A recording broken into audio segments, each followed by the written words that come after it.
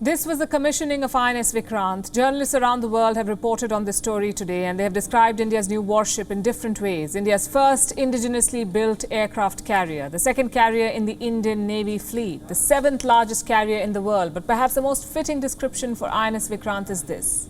This new warship is India's pride. And here are 6 things you must know about it. We'll start with the name itself, INS Vikrant. Vikrant is a Sanskrit word. It stands for powerful or courageous. It is India's second aircraft carrier. The first one was INS Vikramaditya. It was built on a Russian platform.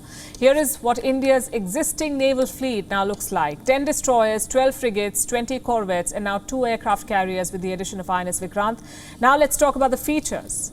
This warship, INS Vikrant, is the largest one to be built in India. It is 262 meters long and 62 meters wide. It is India's first indigenous aircraft carrier. The warship took 13 years to build, and with its induction, India enters an elite club of nations. This is a club of countries that can design and construct their own aircraft carriers. So far, there were just 5 countries that could do that: the United States, Russia, France, the UK, and China. Today, India joined the list. Listen to what India's Prime Minister Narendra Modi had to say about this. आज भारत विश्व के उन देशों में शामिल हो गया है जो स्वदेशी तकनीक से इतने विशाल एयरक्राफ्ट कैरियर का निर्माण करता है। आज आईएनएस विक्रांत ने देश को एक नए विश्वास से भर दिया है।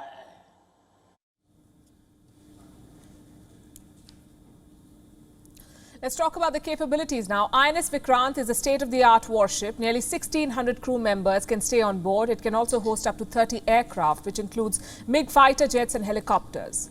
But not all kinds of warplanes would be able to operate from this carrier. India needs deck-based aircraft, and the Indian Navy is in the process of procuring some. It is expected to acquire 26 such warplanes. Next, we talk about the legacy of the Vikrant. The Indian Navy had a warship by the same name. India bought the first INS Vikrant from the United Kingdom.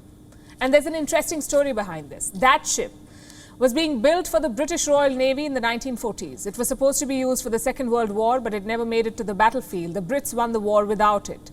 So the construction of the ship was stopped. In 1957, India bought the same ship in an incomplete state.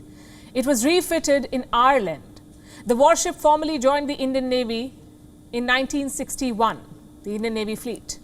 The first INS Vikrant saw a lot of action in the 1971 war with Pakistan. It played a significant role in India's victory. It helped in blocking supplies to the Pakistani army, and that eventually led to the liberation of Bangladesh. The first INS Vikrant was decommissioned in 1997, so you could say that today was its rebirth. But this new warship is very different from the last one. It will give the Indian Navy a major boost. It will also help India shed the baggage of its colonial past. And finally, today's commissioning was significant for another reason. The Indian Navy now has a new ensign. It was unveiled by Prime Minister Modi. To understand the significance of this move, we'll have to look at the old ensign first.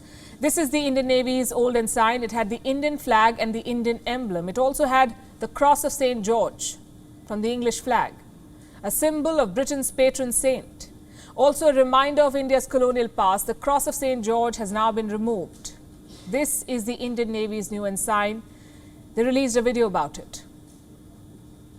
Flag on the upper canton and a blue octagonal shape encompassing the national emblem sitting atop an anchor depicting steadfastness and superimposed on a shield with the Navy's motto, Sham no Varuna in Devanagari. The octagonal shape represents the 8 directions, symbolizing the Indian Navy's multi-directional reach and multi-dimensional operational capability. The octagonal shape with twin golden borders draws inspiration from the seal of the great Indian Emperor, Chhatrapati Shivaji Maharaj, whose visionary maritime outlook established a credible naval fleet consisting of 60 fighting ships and approximately 5,000 men. So that's the thought behind the change. Prime Minister Modi said India has shed the last remnants of its colonial past. आज 2 सितंबर 2022 की ऐतिहासिक तारीख को इतिहास बदलने वाला एक और काम हुआ है। आज भारत ने गुलामी के एक निशान, गुलामी के एक बोझ को अपने सीने से उतार दिया है। आज से भारतीय नौसेना को एक नया ध्वज मिला है। So those are the highlights from today. The Indian Navy is taking a step in a new direction. India's credentials as a maritime power are about to get stronger. Why is that important? And how will that happen? Well, that is in our next story. WION is now available in your country. Download the app now and get all the news on the move.